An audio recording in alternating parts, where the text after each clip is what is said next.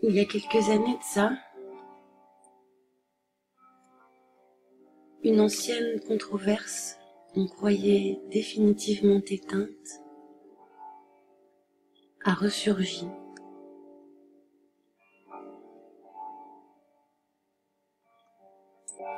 S'il y a bien une connaissance de base requise dans notre société,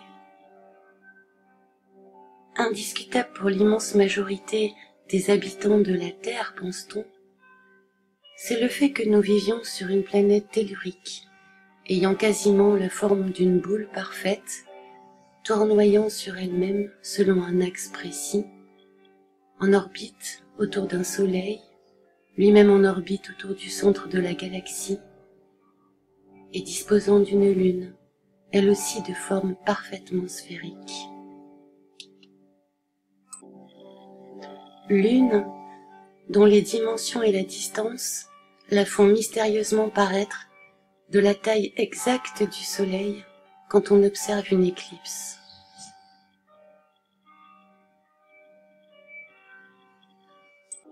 Voici les données de base que les gens instruits sont censés supposer connaître par cœur.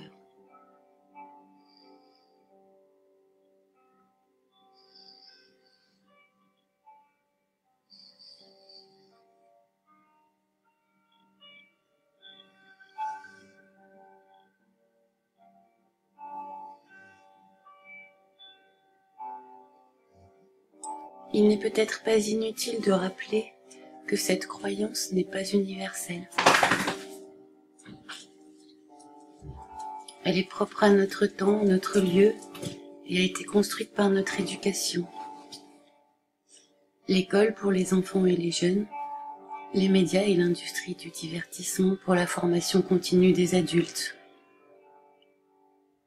C'est-à-dire que nous n'avons pas découvert par nos propres moyens que la Terre est un globe, mais nous tenons cette information par ouï-dire dès l'enfance et nous la transmettons à nos enfants. Rares sont ceux qui connaissent les arguments qui soutiennent cette théorie et son histoire. Il est peut-être provocateur dans le langage commun, mais banal dans le jargon sociologique, de qualifier de croyance un schéma cosmologique comme nous venons de le faire, en tant qu'il est consensuel dans une société donnée, y compris dans la nôtre.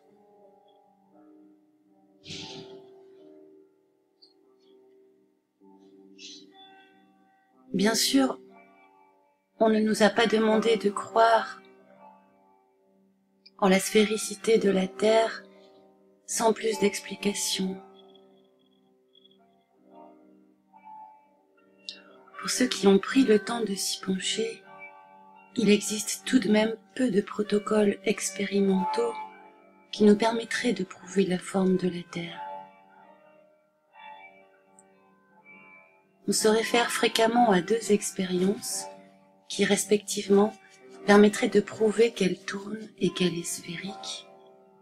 L'expérience du pendule de Foucault et l'expérience d'Ératosthène, qui étayent la théorie, on pourrait dire la mythologie, actuellement admise par les autorités scientifiques. L'expérience d'Ératosthène donne lieu à la même observation sur un modèle de Terre plate avec un soleil petit et proche, hypothèse 1, que sur une Terre globe avec un soleil très éloigné, hypothèse 2. Je ne vais pas me lancer dans une démonstration scientifique,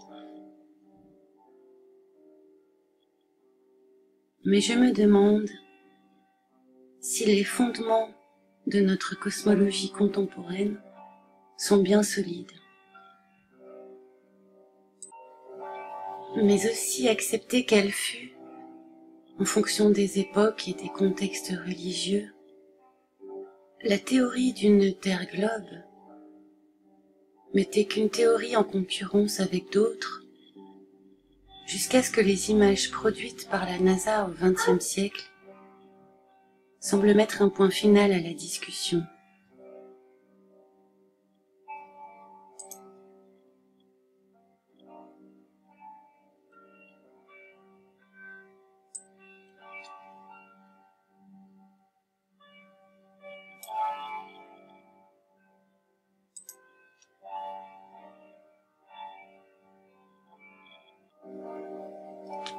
Dès l'émission Apollo 1961-1975, les premiers doutes furent émis sur l'authenticité des images fournies par l'agence spatiale américaine.